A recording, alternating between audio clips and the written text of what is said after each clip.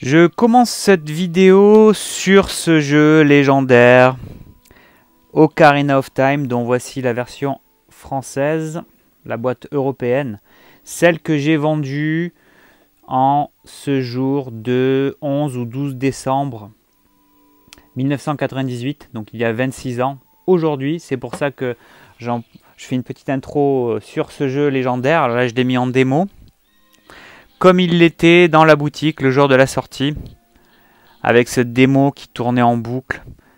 Donc le jour de la sortie, je pense que j'ai dû écouter cette démo au moins 200 fois.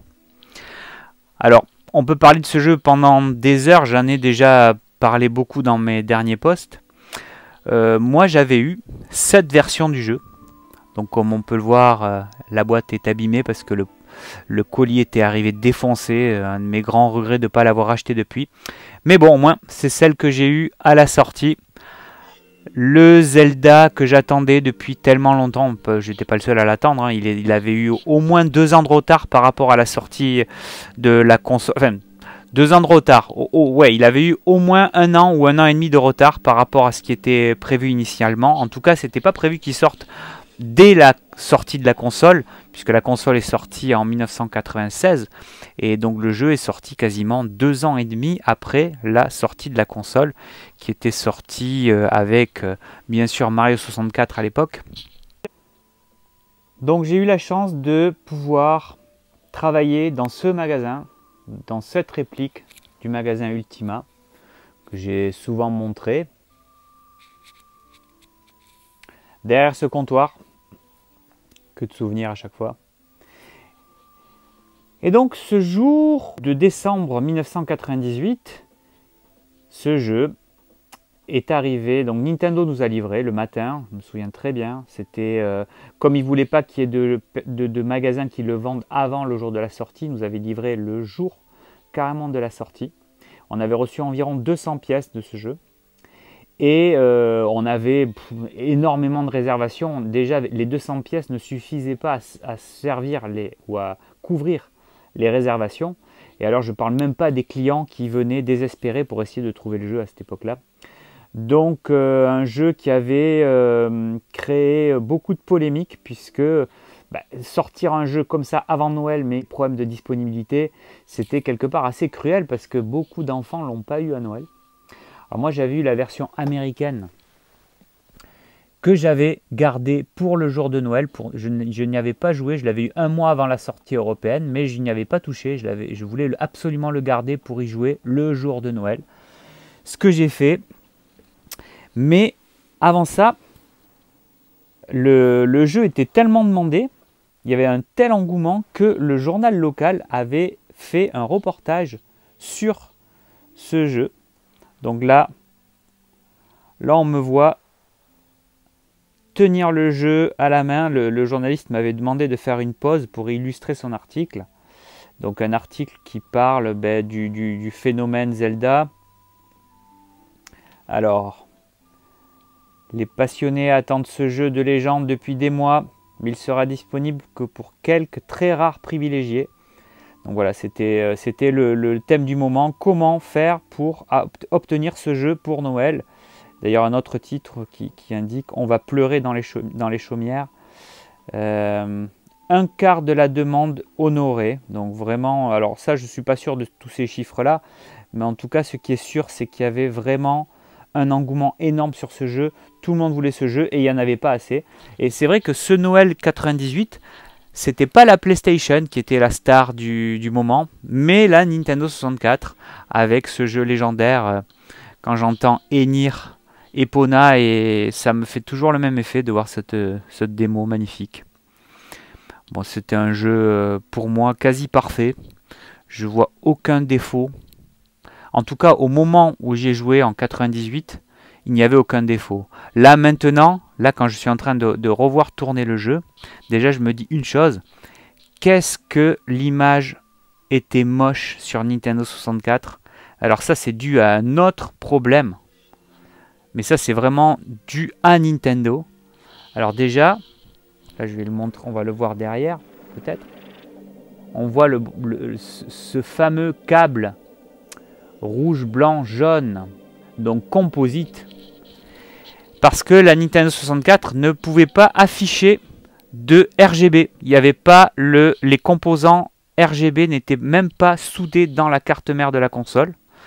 Donc dans une prochaine vidéo, je montrerai une Nintendo 64 qui a été modée, c'est-à-dire qu'on a posé des composants pour pouvoir la rendre RGB.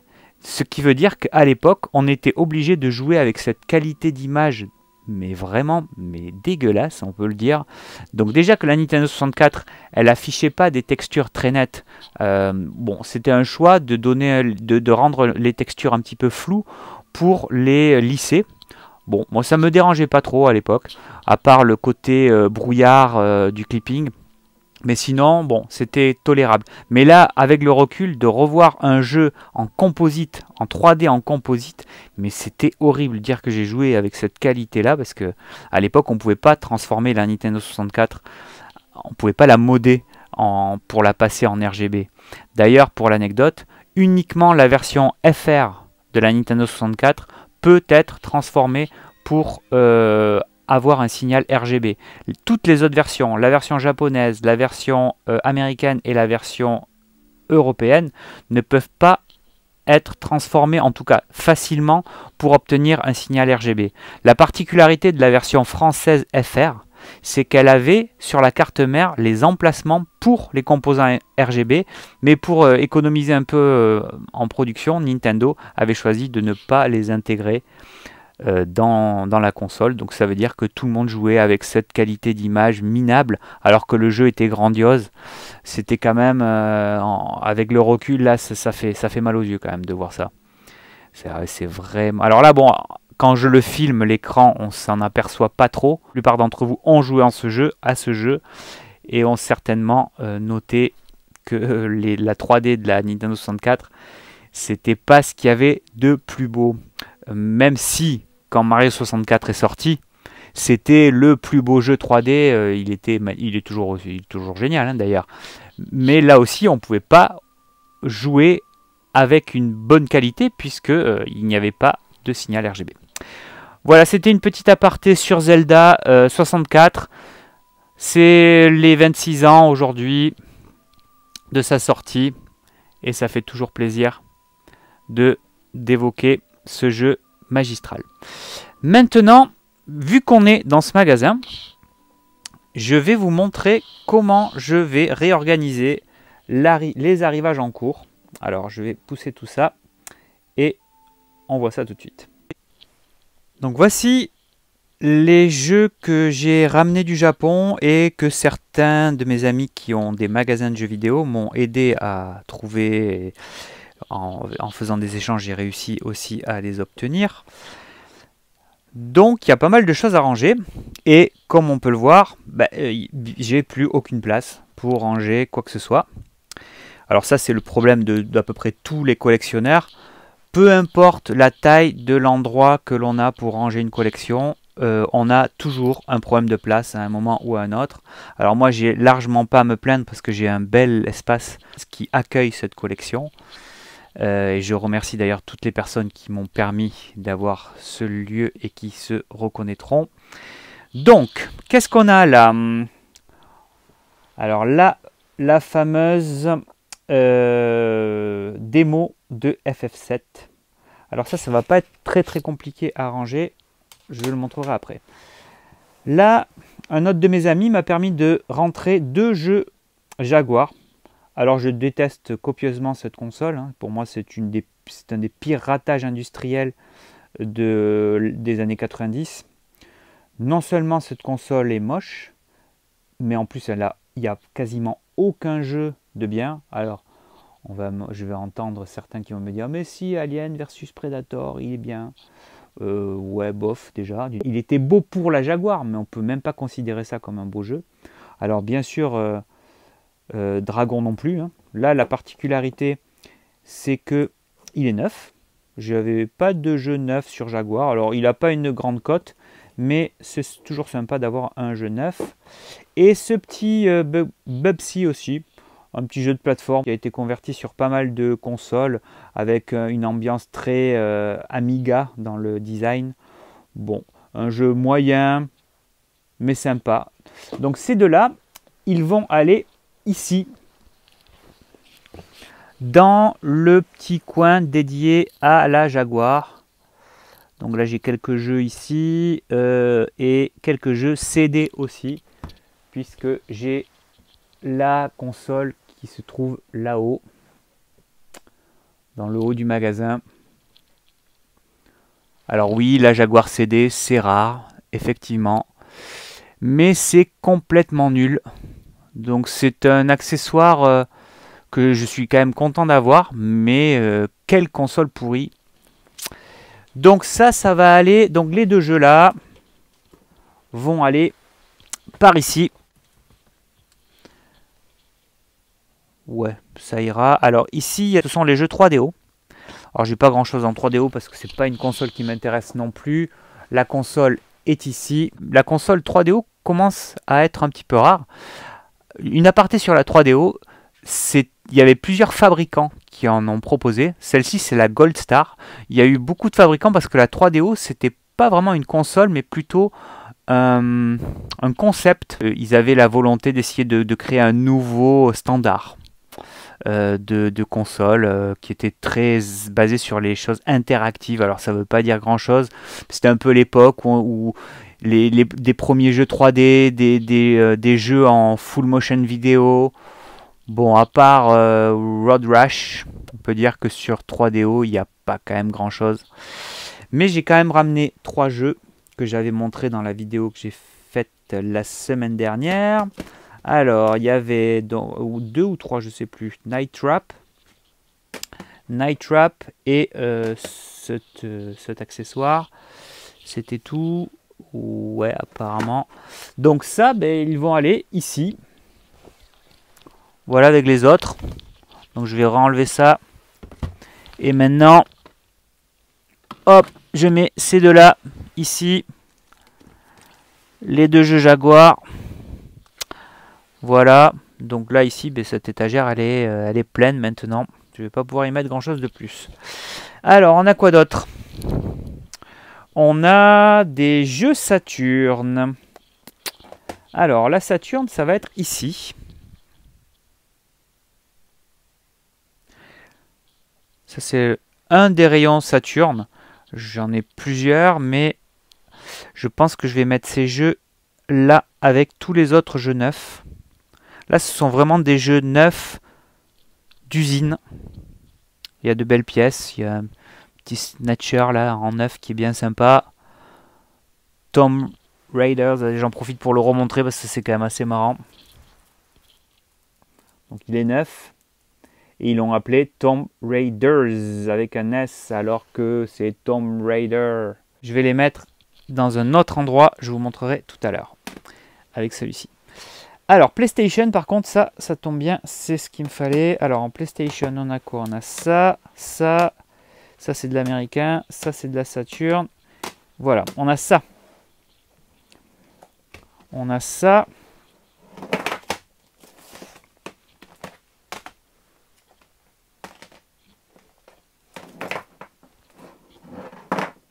Ah, c'est que j'en profite pour montrer. Alors il y a lui là qui parasite mon... Parce que les jeux américains n'ont pas de spin card. Alors en plus d'avoir des boîtes d'une mocheté assez redoutable, les boîtes américaines, les jeux américains et les jeux européens n'avaient pas ce qui fait toute la beauté des boîtes japonaises.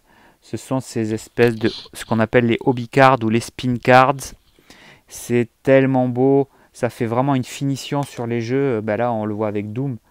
C'est quand même magnifique avec cette petite carte sur le côté. Là, on voit aussi deux jeux rares maintenant. Il y a Pepsi Man ici et The Adventure of Little Ralph, qui est un des jeux les plus rares de la PlayStation. Ça, c'est une rareté et c'est aussi un excellent jeu de plateforme. Il y en a très peu de ce type sur PlayStation.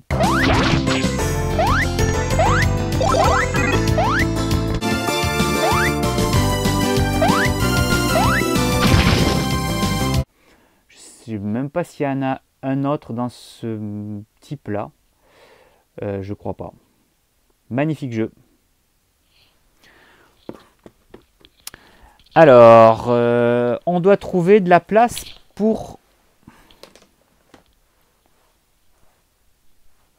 ranger tout ça. Ah, c'est trop beau, toutes les spin cards les unes à côté des autres. Et donc, voilà le coin PlayStation. Alors, hop, pousser ça. Pour le moment. Alors ici, ce sont des jeux que j'ai sans spin card, je pense. Il me semble. Alors, s'il n'y a pas de gros titres. Et ici, ce sont les jeux avec spin card. Autant sur Saturn, je les ai quasiment tous avec spin card, mais à l'époque, la PlayStation, je la collectionnais pas du tout. J'ai souvent raconté que pour moi, la PlayStation, c'était une console que j'ai détestée au départ quand elle est sortie, parce que moi, j'étais vraiment pro Sega et je trouvais Sony illégitime sur ce marché. Donc pendant un temps, j'ai un peu boudé cette console. Bon, après, il y a Final Fantasy VII qui est sorti. Et bon, bah là, j'ai dû me faire une raison. Et après, j'ai évidemment adoré cette console. Je pense que le premier jeu qui m'a vraiment fait aimer cette console, d'ailleurs, c'était Resident Evil. Il était vraiment fabuleux. Et puis Tomb Raider 2 aussi, puisqu'il était exclusif à la PlayStation. Moi, j'avais fait le 1 sur Saturn à l'époque. Et pas sur PlayStation. Il était très bien réalisé d'ailleurs sur Saturn. Puis après, Sony a plié le game en annonçant que Tomb Raider, ça serait une exclue PlayStation. Donc là, puis après ils ont enchaîné avec Tekken 3 et tout Resident Evil 2, enfin bon, tous les jeux fabuleux de la Play qui ont fait que c'est devenu une des consoles qui a eu le plus de succès de tous les temps. Donc très bonne machine bien sûr, mais au début je me souciais peu de collectionner les jeux, c'est pour ça qu'il me manque pas mal de jeux sur cette console. Bon, je suis assez content de ce que j'ai bien sûr, hein. Et j'en profite aussi pour montrer cette magnifique démo de The Adventure of Little Ralph. Donc voilà le jeu et la démo. Là on a un bon combo de rareté. Voilà. Alors, où est-ce que je vais ranger tout ça? Donc ici, on a quoi comme boîtier? On a que des boîtiers CD, type CD, c'est-à-dire les boîtiers les plus fins, sauf celui-là. Ça, c'est les boîtiers un peu épais, qu'on trouve que sur PlayStation en version japonaise. Alors, c'est quasiment les mêmes que les versions françaises. Mais je crois qu'il y a une petite différence. Bon, de toute façon, ils ont une spin card, donc c'est déjà mieux que les versions européennes. Donc celui-ci, c'est facile, je peux le ranger là. Voilà. Il a trouvé sa place. Et maintenant, il faut que je trouve une place pour ça. Alors là, ouais. Bon, je peux pousser un peu ça. Je peux décaler ça. Voilà, mais là j'ai plus de place de l'autre côté. Donc j'ai ça comme place de disponible. Pour mettre ça, ça me paraît pas trop possible. Qu'est-ce que je vais ranger? Je vais ranger des trucs dont j'en ai un peu. Je vais voir si j'arrive à ranger tout ça. Voyons. Non, je vais pas, ça va pas rentrer. Donc ça, je peux au moins en ranger 4. Voilà. Et il y a ça que je ne peux pas rentrer dedans. Donc, pour le moment, je vais en mettre un ici. Je vais en mettre un ici. Un là. Et un autre là. Bon, voilà. Pour le moment, ça fera l'affaire. Le temps que je refasse un petit peu un display à un autre moment. Je remets ça devant. Hop. Et voilà. Little Ralph. Ici. Ok, alors après il restait un pandémonium en version américaine. Alors les versions américaines en boîtier CD comme ça, j'en ai pas beaucoup, donc je les mets ici. Voilà, puisque les bons jeux en version américaine, je les ai mis en display.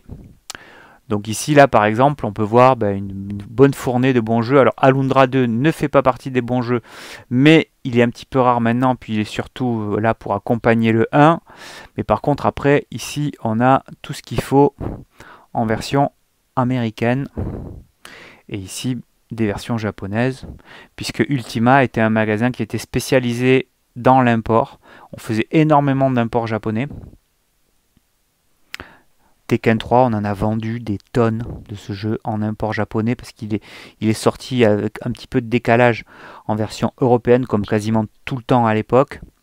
Metal Gear aussi, on en a vendu pas mal en version japonaise, beaucoup plus en version américaine. Ah, je viens de m'apercevoir d'une petite chose. Je vais le ressortir.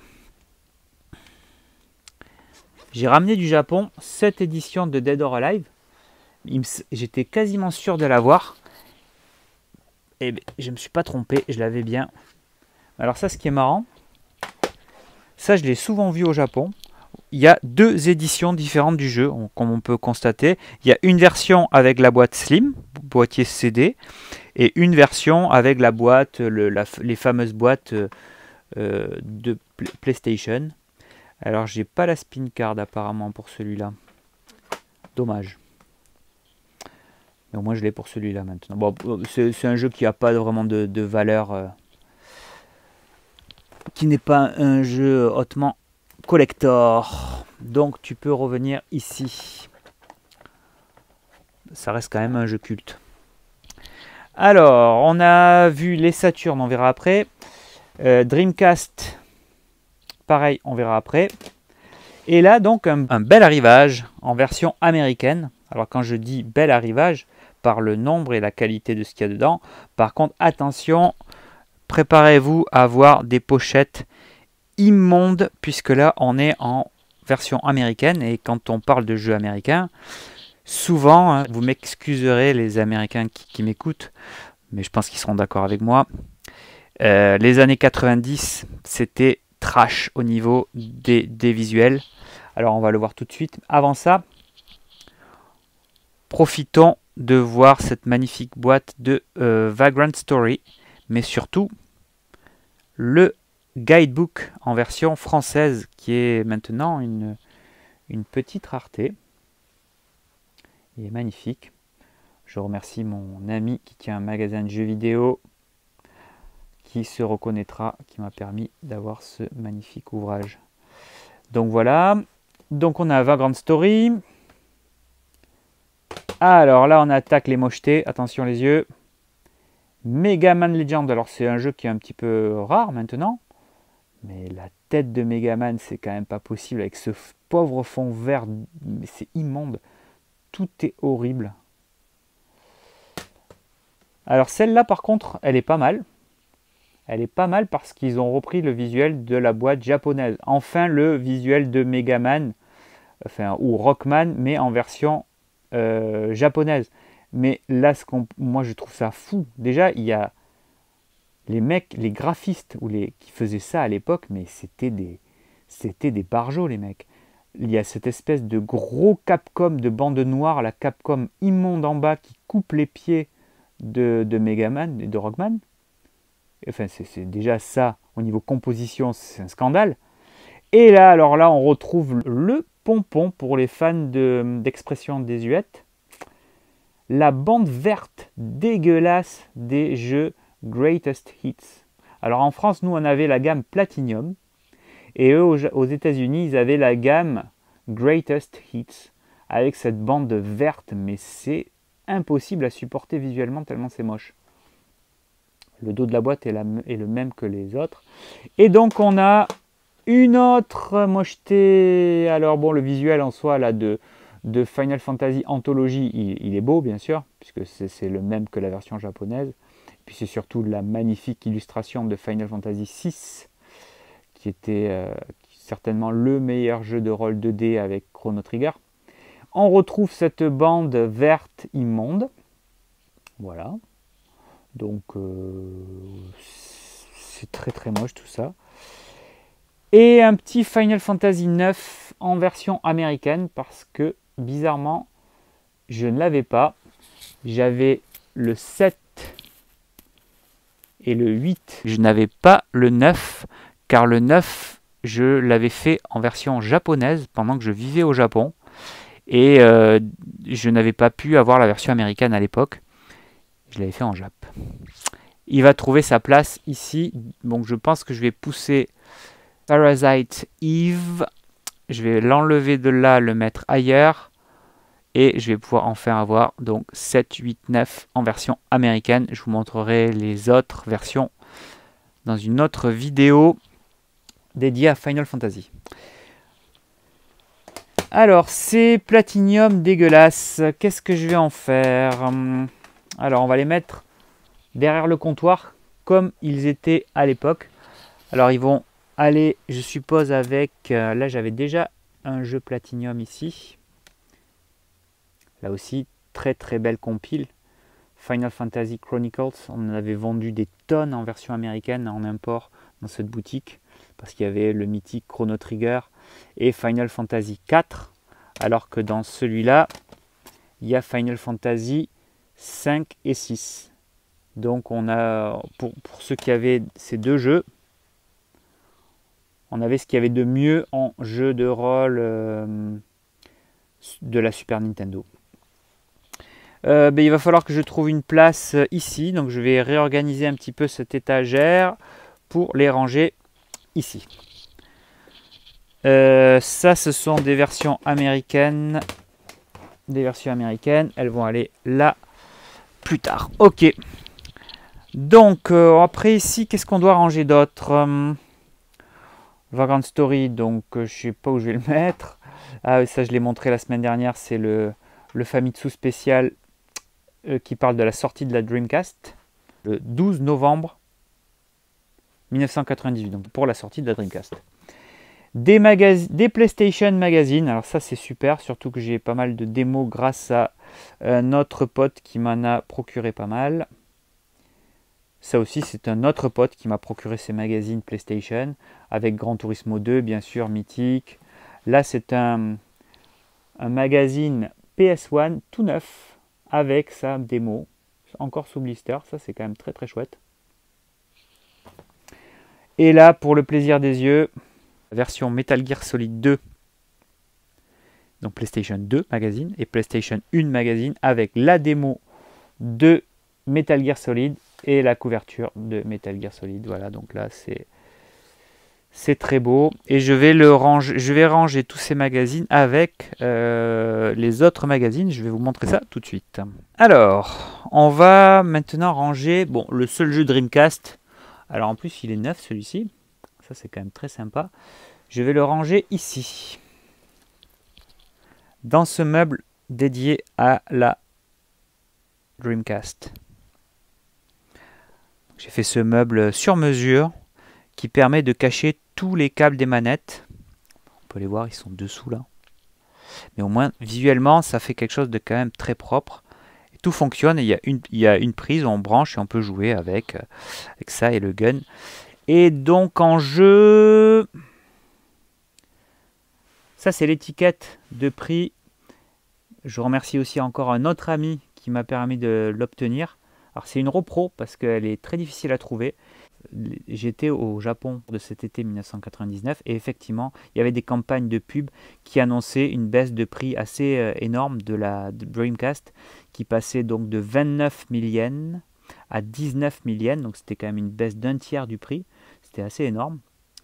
Et Sega espérait relancer les ventes de la Dreamcast qui commençaient un petit peu à s'essouffler parce que il manquait de jeux sur cette console, et malheureusement l'arrivée de Shenmue quelques mois après cette baisse de prix n'a pas réussi à changer cette tendance.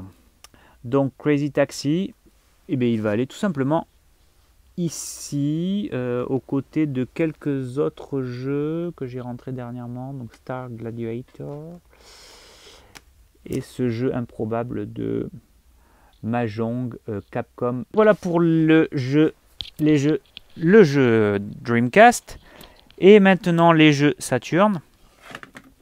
Alors là, j'ai une petite place encore ici. Donc là, il y a pas mal de jeux Saturn ici, puisque c'est un mur Sega, donc essentiellement Mega Drive.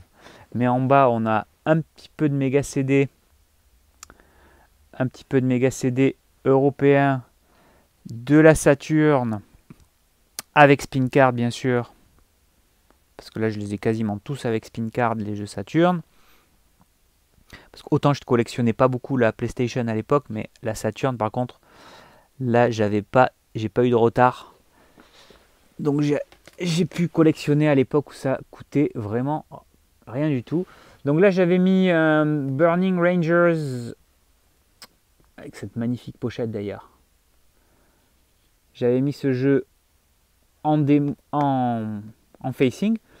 Et bien je vais pouvoir changer ça et je vais pouvoir mettre maintenant. Voilà, facile. J'ai pu tout ranger en un coup de main. Alors, il faut ranger tout ça aussi maintenant. Alors, qu'est-ce qu'on a là? Bah là, on a du beau hein, en plus. Les magazines que j'ai montré Jump la semaine dernière. Alors là, ici, on a un City Hunter première édition, First Print, comme on dit, le manga original. Bon, c'est tellement beau que là, je ne peux pas montrer toutes les pages. On retrouve des pages aussi dans ce Jump. Alors là, j'ai 4 Jump à ranger. Ici, les Jump, c'est là leur étagère. On les voit derrière les figurines qui illustrent bien Jump, le magazine Jump, avec quasiment que des shonen. Bien sûr, Dragon Quest, One Piece, Dragon Ball et autres. Kinnikuman, Naruto. Alors là, je vais devoir pousser ces magazines ici qui n'ont pas grand intérêt. Enfin, c'est pas mal, mais ce sont des magazines très récents de jeux vidéo édités au Japon. Donc avec des choses qui ne sont pas forcément très significatives. Je vais les enlever, les mettre dessous là ou par là. Là, il y a de la place encore pour les bouquins. Et je vais pouvoir les rajouter à côté des autres Jump. Ça va faire une belle étagère de Jump que je montrerai peut-être dans une prochaine vidéo. Parce que je vois que il me reste encore beaucoup de choses à ranger et je ne vais pas avoir le temps de parler de tout maintenant. Là, je suis dans ma deuxième boutique, enfin la première, chronologiquement parlant. On est à Pixisoft ici. Voilà, Pixisoft, les jeux d'enfer, la boutique des années 80. Et donc, les objets en attente d'être rangés qui correspondent aux années 80.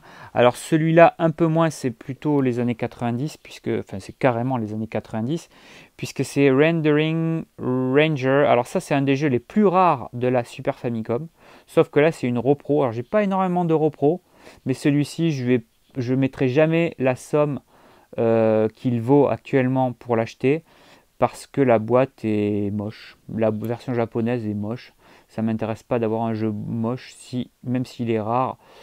Enfin, ça m'aurait intéressé à l'époque si je ne l'avais pas payé cher comme tous mes autres jeux, mais celui-là, je l'avais loupé à l'époque. Par contre, il paraît que c'est un bon jeu. Donc on va voir. Et pareil pour celui-ci, Eliminate Down, c'est une repro. Alors c'est un petit peu dommage d'avoir fait une repro avec la boîte française. Mais alors celui-ci aussi, c'est un jeu que j'ai raté. Je pense que c'est le seul jeu qui me manque vraiment, que j'aimerais avoir sur Mega Drive. Donc ça, je ne considère pas à l'avoir, hein, puisque pour moi une repro, c'est pas vraiment, c'est pas du tout un jeu qu'on aime collectionner. Je pense que c'est à peu près pareil pour tous les collectionneurs. Mais au moins, ça me permettra de le tester. Je ne crois pas qu'il soit vraiment extraordinaire. Il y a de bien meilleurs shoots sur Mega Drive que celui-ci. Mais bon, à tester prochainement. Et là, je m'aperçois que tout ça... Donc, il me reste encore tout ça à ranger avec de magnifiques magazines, flyers à montrer. Je vais passer un peu de temps. Je pense que ça sera le sujet de la vidéo de la semaine prochaine. En attendant, je vous dis à très bientôt et vive Sega. Je finirai cette vidéo sur une petite anecdote. Je devais ranger ce jeu, un jeu GBA, ici. Sauf que tout s'est effondré parce que la colle que j'avais utilisée pour faire les mini étagères, c'était une colle de merde. Et donc tout est tombé. Alors heureusement, pas de dégâts, puisque tout est tombé de ce côté quand la porte était fermée. Donc ça n'a pas, les boîtes n'ont pas été abîmées. Mais voilà, maintenant il faut que je range ce tas de boîtes. Et je rajouterai celle-ci dessus.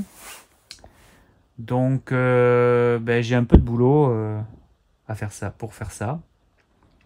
Ça me déprime un peu d'avoir à refaire tout ce que j'avais déjà fait avant. Mais je me dis que c'est le destin. Allez, sur ce, à bientôt.